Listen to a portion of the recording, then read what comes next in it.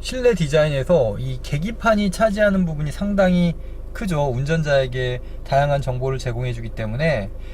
근데 이 계기판의 스타일은 굉장히 단순해요. 굉장히 단순해서 오른편에 속도를 나타내는 저 바늘이 있고요, 아날로그 바늘이 있고요, 왼편에 보시면 RPM을 나타내는 바늘이 있습니다. 자, 그리고 그 안쪽에 조그만한 원이 있는데 그 안에 다양한 정보, 왼편에는 온도, 그리고 뭐 기름량, 그리고 자동차 상태, 지금 파킹이니까 P라고 되어 있죠. 이거를 내리게 되면은 이제 R, N, D 뭐 이런 식으로 표시가 됩니다. 그래서 요 표시하는 그 표시 시그널이 있고요. 그리고 오른편에 보시면 이쪽에 있는 트립을 이용해 갖고 이 트립 버튼을 누르면 이 오른편에 있는 그 순간 연비, 조명 밝기, 그리고 공기압 표시, 외기온 설정, 트립 A, B, 그리고 주행 가는 거리가 이렇게 바뀌게 됩니다. 그래서 저렇게 저 정도의 정보를 표시해 주는 게 가장 크다고 보시면 될 것 같고요. 그 다음에 이쪽으로 와서 이제 스티어링 휠을 한번 보면은, 이 스티어링 휠은 이제 쌍용에서 고전적으로 사용해 왔던 스티어링 휠의 모습이에요. 그래서 그냥 무난한 수준의 스티어링 휠이라고 보시면 돼요. 크기는 그냥 적당한 수준이고요. 그리고 왼편에 볼륨이 여기 있고요. 그 다음에 오른편에 이렇게 오디오 찾는 그런 버튼이 있습니다. 그리고 여기에 D 플러스, D 마이너스라고 되어 있는 거는 변속 할 때 변속 기어를 올려주는 버튼이고, 이 마이너스는 기어를 내려주는 버튼입니다. 자, 그리고 전체적으로 봤을 때 이 실내 디자인은 그냥 무난한 수준이라고 보시면 돼요. 뭐 하나 특별히 좋은 부분은 없지만 그렇다고 해서 떨어진다고 생각되진 않아요. 그리고 이런데 만져봤을 때 이 재질도, 재질 자체가 뭐 요즘 나오는 차에 비해서 뭐 떨어진다 이런 생각은 들지 않아요. 물론 이 디자인 자체가 조금 올드하고 클래식하다는 느낌은 좀 듭니다. 이 실내 인테리어 디자인이 요즘 나오는 그 현대자동차나 아니면 르노, 삼성 자동차의 그 실내 디자인에 비해서는 조금은 약간 올드한 느낌이 들긴 해요. 하지만 그렇다고 해서 이게 나쁜 디자인이라는 생각은 들지 않고요. 막상 이렇게 만져봤을 때 소재나 이런 거는 그냥 보편적인 수준이라고 생각하시면 될 것 같아요. 그 다음에 이 공조기가 사용하기가 되게 편리하게 되어 있어요. 물론 이게 전혀 예쁘지는 않습니다. 이 공조 장치 컨트롤러가 예쁘지는 않은데 사용하기에는 무난한 수준이다. 무난한 수준이고 직관적으로 쓸 수 있게 되어 있습니다. 직관적으로 쓸 수 있게 되어 있어서 사용하기에 무난한 수준이고, 기계를 별로 안 좋아하시는 분들이 이용하면 상당히 좋아할 것 같아요. 그 다음에 여기 지금 수납 공간이, 엄청 큰 수납 공간이 있어서 핸드폰 같은 거, 스마트폰 이렇게 놓을 수 있게 되어 있고요. 그리고 심지어는 물통도, 작은 물통도 들어갑니다. 큰 수납 공간이 있고요. 그리고 이쪽에도 되게 큰 수납 공간이 있습니다. 수납 공간이 있어서 작은 자기 짐 같은 거, 스마트폰, 지갑 이런 거 놓을 수 있게 되어 있어서 되게 편리하게 이용할 수 있을 것 같습니다. 이쪽에 보시면 이제 컵 홀더가 앞쪽에는 작은 게 있고 뒤쪽에는 큰 게 있습니다. 근데 이게 단점이 하나 있는데, 단점이 뭐냐면 이 기어 레버를 이용하게 되면은 여기가 비슷해요. 두 개가 비슷해가지고 이거를 뒤로 이렇게 한 다음에 움직이면은 여기가 계속 걸리게 됩니다. 계속 걸려서 사용하는데 조금 불편한 느낌이 들어요. 그래서 지금 나오는 그 코란도 C는 이게 개선이 됐는지 어쨌는지 모르겠는데 분명히 이 부분은 좀 개선을 해야 될 부분이 아닌가 하는 생각이 들어요. 그래서 이 부분은 좀 안 좋다, 좀 사용하기 불편하다라는 생각이 듭니다. 자, 지금 코란도 C를 타고 달려보고 있습니다. 자, 이 차의 엔진 마력수가 지금 149마력이고 토크가 36.7kgm예요. 그러니까 보편적인 2.0 디젤 엔진들이 갖는 그냥 무난한 수준이라고 보시면 될 것 같아요. 마력 같은 경우는 사실 조금 떨어지죠. 지금 뭐 170마력대, 180마력대 2.0 디젤 엔진들이 주류를 이루고 있기 때문에 149마력이라는 건 조금 아쉬운 수치라는 생각이 들어요. 그럼에도 불구하고 이 차가 그렇게 가속력이 뭐 떨어진다는 느낌을 받지 않는 거는 토크는 36.7kg으로 그렇게 떨어지는 수치는 아니거든요. 물론 40까지 올라가는 차들도 있긴 한데 36.7kgm면은 그렇게 나쁜 수치는 아니에요. 36.7이면 토크가 그렇게 나쁜 수치는 아니기 때문에 그렇게 힘이 막 부족하다는 느낌은 들지는 않습니다. 그렇다고 해서 넘치는 수준은 아니고요. 제가 지금 운전을 꽤 하고 있는데 이 차를 운전하면서 받는 가장 그 큰 느낌은 일단 좀 부드럽다는 느낌이에요. 그러니까 요즘 그 SUV들이 되게 현대 기아차도 마찬가지고 르노 삼성차도 마찬가지고 이 서스펜션 조율을 되게 타이트하게 지금 가져가고 있거든요. 근데 이 차 같은 경우는 그렇게 뭐 탄탄하다는 느낌은 들지는 않아요. 사실 이 차의 서스펜션 느낌이 탄탄하다는 느낌은 들지는 않고 그냥 약간 롤링을 허용하는 약간은 요즘 나오는 차들에 비해서는 약간 무른 서스펜션 그 느낌이라고 보시면 될 것 같아요. 그래서 약간 부드러운 느낌이 들어요. 근데 엔진에서도 그 느낌을 받을 수가 있어요. 왜냐하면 자, 엔진 자체가 강력한 엔진이 아니기 때문에 그러니까 밟았을 때 뭐 치고 나간다는 느낌보다는 그냥 부드럽게 쭉 가속한다는 느낌이 더 강해요. 그래서 지금 밟았을 때 느낌은 149마력에 36.7 토크를 있는 그대로 보여주는 그런 주행 감성이라고 보시면 될 것 같아요. 너무 과하지도 않고 그렇다고 해서 엔진 힘이 토크가 좀 나오기 때문에 부족하다는 느낌은 절대 들지 않습니다. 그래서 가속을 지금 해보면 그냥 엑셀레이터를 약간 힘있게 밟아도 이게 막 치고 나가는 그런 느낌은 없어요. 치고 나가는 느낌은 없지만 그래도 부족하지 않게 무난하게 스무스하게 부드럽게 가속이 된다고 보시면 될 것 같아요. 자, 그리고 이제 변속기 한번 얘기를 해볼게요. 이 변속기가 그 예전에는 비트라 변속기를 썼었거든요. 쌍용에서 비트라 변속기를 써가지고 굉장히 보령 미션하고 더불어서 GM의 보령 미션과 더불어서 굉장히 욕을 많이 먹었죠. 트러블도 많이 생기고 변속 충격도 많이 생기고 고장도 많이 나고 해서 소비자들로부터 굉장히 그 비난을 많이 받았던 게 비트라 미션인데 이게 지금 2015년형으로 바뀌면서 이게 지금 아이신으로 바뀌었어요. 얘부터 지금 아이신 변속기가 들어가 있는데 이 아이신 변속기 하면은 되게 아이신이 유명한 회사잖아요. 유명한 회사라서 성능이 되게 뛰어날 것 같지만 아이신에도 다 등급이 있습니다. 다 등급이 있고 무조건 아이신 변속기라고 해서 뛰어난 성능을 내는 건 아니죠. 티볼리도 그렇고 이것도 그렇고 이 변속기 성능이 아이신 변속기라고 해서 엄청 뛰어나다는 느낌을 받진 않아요. 엄청 뛰어나다는 느낌을 받지 않는데 단 스무스하고 부드럽게 변속이 된다는 거는 사실이에요.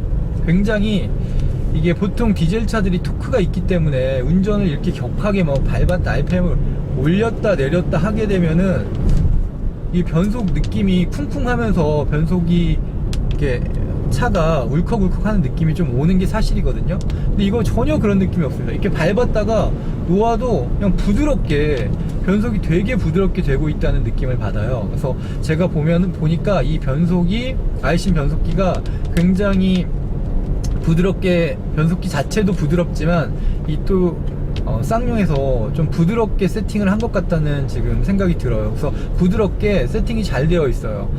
물론 부드럽다는 게 무조건 좋은 건 아니지만 이 차의 성향에 맞게 세팅이 상당히 잘 되어 있습니다. 그래서 가속을 했을 때 부드럽게 쭉 밀어주는 느낌이 꽤 잘 세팅을 했구나 이런 생각이 들어요. 그리고 이게 변속기가 부드럽고 충격이 없다는 거는 내구성에도 분명히 영향을 미치거든요. 고장이 나는 변속기들을 보면 변속 충격이 있습니다. 변속 충격이 있다는 것은 변속기 안에서 쇼크가 있다는 거거든요. 충격이 있다는 거거든요. 그 충격이 계속 데미지를 주게 되다 보면은 스트레스가 쌓이고 변속기에 스트레스가 쌓이고 그래서 고장이 나는 경우가 대부분이에요. 그렇기 때문에 변속기가 부드럽다는 거는 물론 인위적으로 이 변속 충격을 만들어주는 그 고성능 모델들을 제외하고는 변속기가 부드럽다는 거는 좋은 거죠. 변속 충격이 없다는 거는 그만큼 기계가 부드럽게 작동되고 있다는 거니까 향후의 내구성 측면에서도 유리하게 작용할 가능성이 높은 겁니다.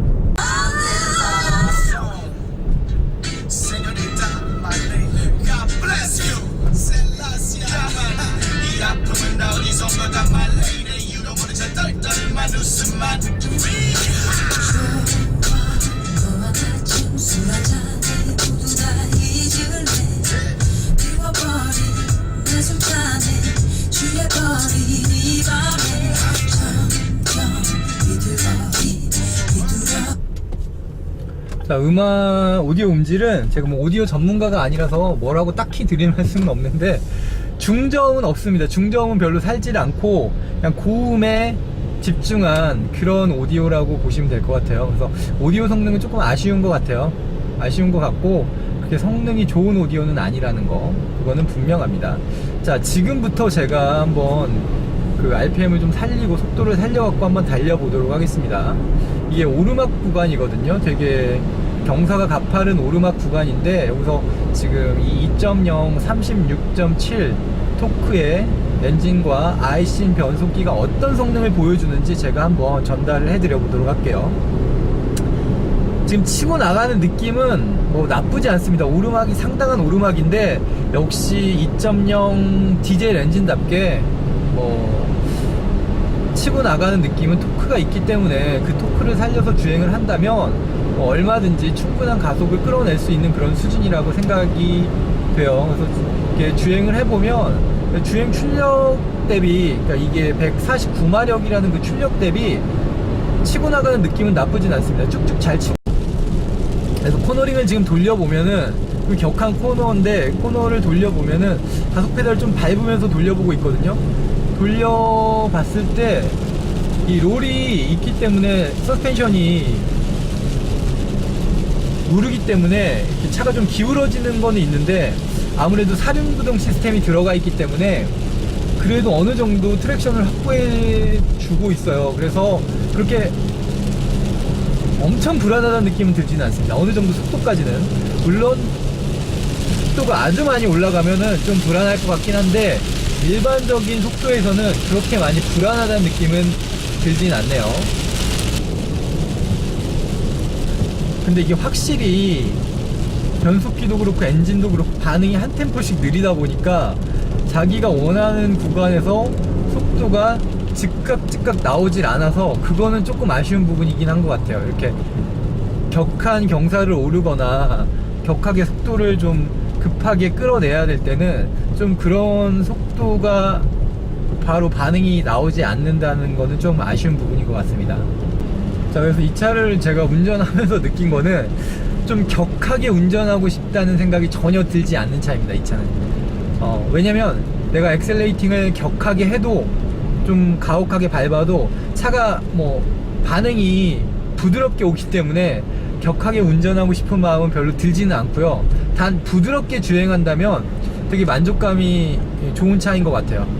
제가 그리고 RPM을 되게 살리면서 계속 지금 운행을 했거든요. 운행을 했는데 그럼에도 평균 연비는 지금 11.2예요. 그러니까 평균 연비가 그렇게 나쁜 수준은 아닌 것 같아요.